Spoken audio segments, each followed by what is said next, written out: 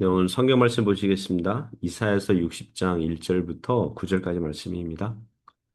일어나라 빛을 발하라 이는 내 빛이 이르렀고 여호와의 영광이 내 위에 임하였음이니라. 보라 어둠이 땅을 덮을 것이며 캄캄함이 만민을 가리려니와 오직 여호와께서 내 위에 임하실 것이며 그의 영광이 내 위에 나타나리니 나라들은 내 빛으로 왕들은 비치는 내 광명으로 나아오리라. 내 눈을 들어 사방을 보라. 무리가 다 모여 내게로 오느니라. 내 아들들은 먼 곳에서 오겠고 내 딸들은 안기어 올 것이라. 그때 네가 보고 기쁜 빛을 내며 내 마음이 놀라고 또 화창하리니 이는 바다의 부가 내게로 돌아오며 이방 나라들의 재물이 내게로 옴이라.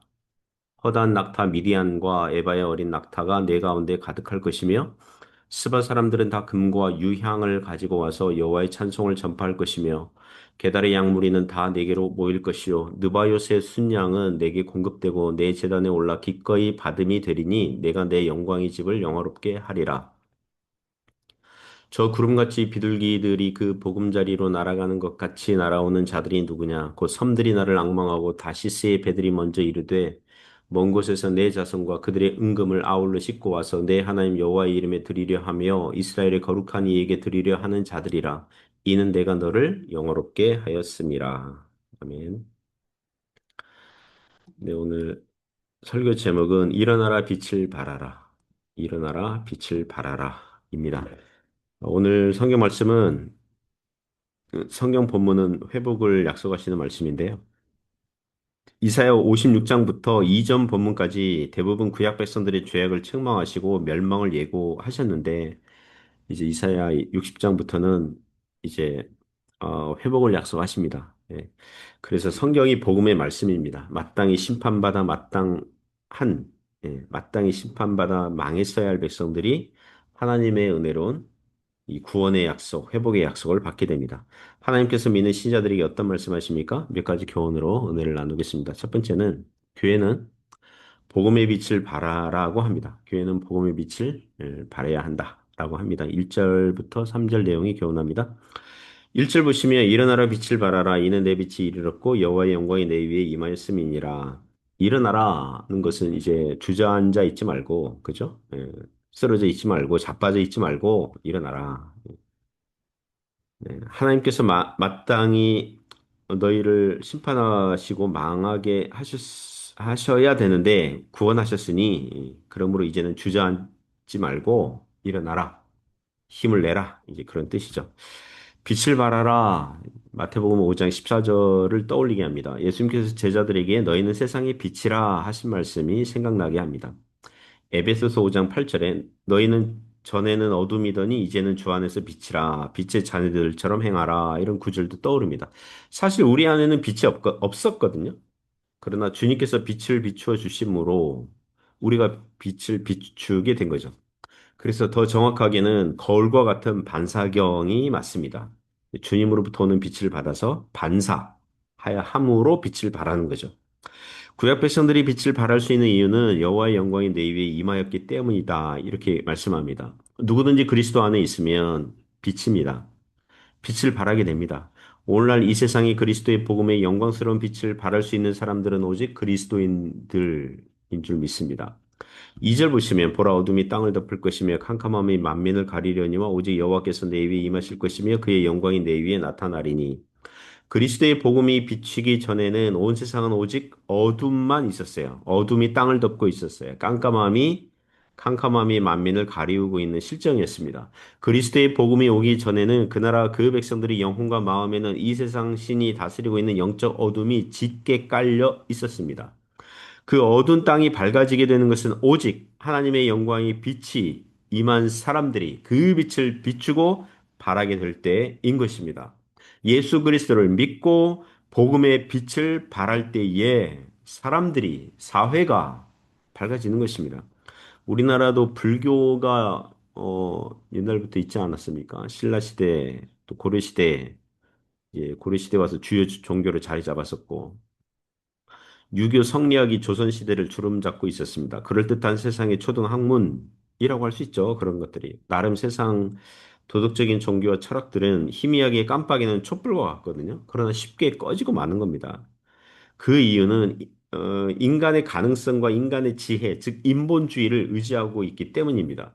하나님께서 당신의 아들을 보내셨다는 것은 인간 스스로에게는 구원을 얻을 수 없기 때문에 그리하신 거거든요. 인간은 하나님 앞에서 영적 파산을 고백하기 전에는 복음을 받아들일 수 있는 그런 영적 준비가 안 되어 있는 것입니다.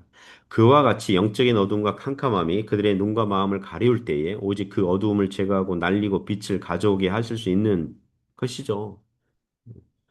오직 삼위 하나님과 하나님의 복음밖에 없는 것입니다. 그러자 어떤 일이 발생합니까? 3절 보면 나라들은 내 빛으로 왕들은 비치는 내 광명으로 나아오리라. 여기 나라와 왕들은 이방 나라들을 얘기하는 거죠. 그죠? 이방 나라들을 얘기하는 것입니다. 신약 시대의 온 세상에 편만하게 증거될 복음과 그 영향력과 결과에 대해서 말씀하고 있습니다. 나라들은 내 빛으로 나오고 왕들은 내 광명으로 나오리라. 신약 시대가 되어 온 세계 나라들에게 복음이 증거되고 복음으로 말미암아 수많은 교회들이 생기고 구원받는 성도들이 나오는 것이 바로 이 말씀의 예언 성취라고 하겠습니다. 두 번째는 교회는 세계 선교를 감당해야 한다고 합니다. 세계 선교를 감당해야 된다.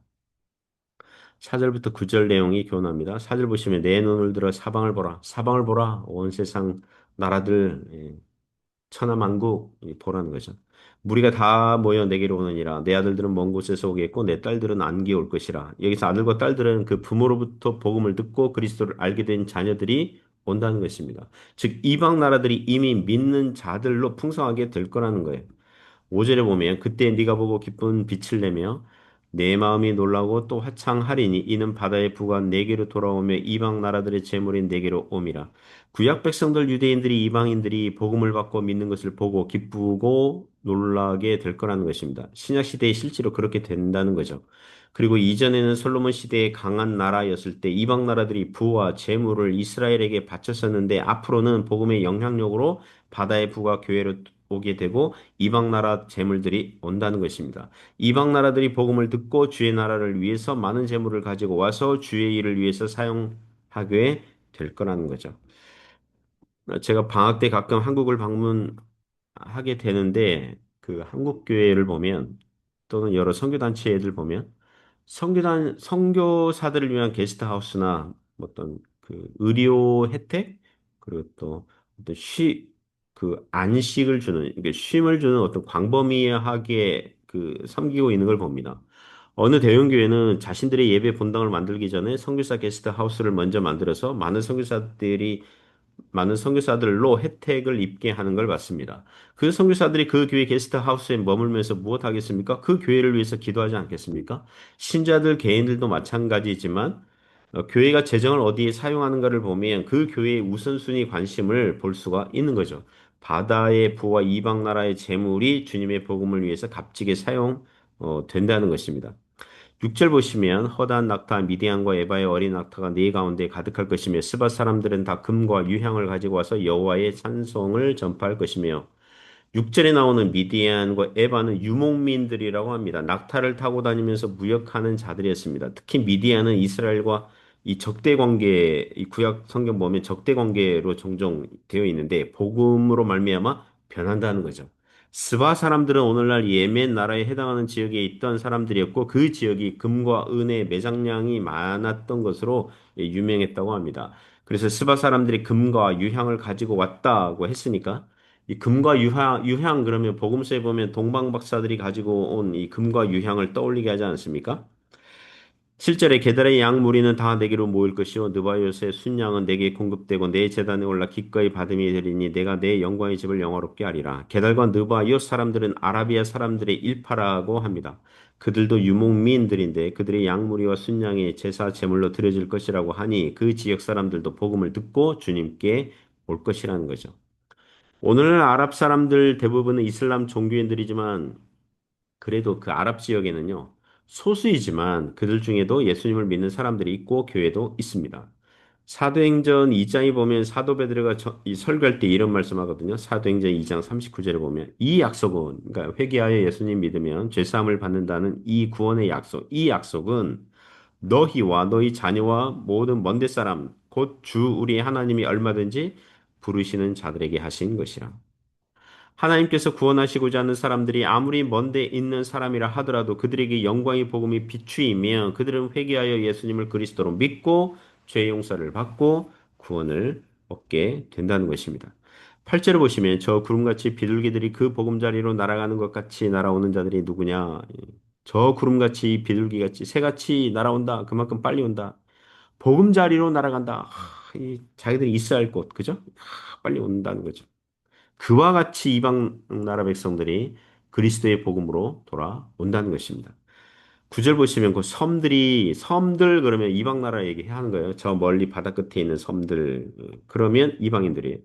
그 섬들이 나를 악망하고 다시스의 배들이 이게 다시스가 나오는데요. 구약 이스라엘 백성들이 볼 때 다시스는 바다 끝이에요. 이게 서쪽으로 쭉 가면 있는 그 요나 선지자도 하나님 명령을 불순종하고 요빠, 이 항구로 가서 배를 탔을 때 어디 가는 배냐면 다시스로 가는, 그러니까 바다 끝, 그러니까 완전히 도망가는, 예, 그런 서쪽으로 쭉 가면 있는, 예, 그런 곳이죠. 그, 다시스는 스페인 쪽 항구인데요. 바다 끝에 있다고 여긴 지역이에요. 참고로 로마 시대에 로마 사람들이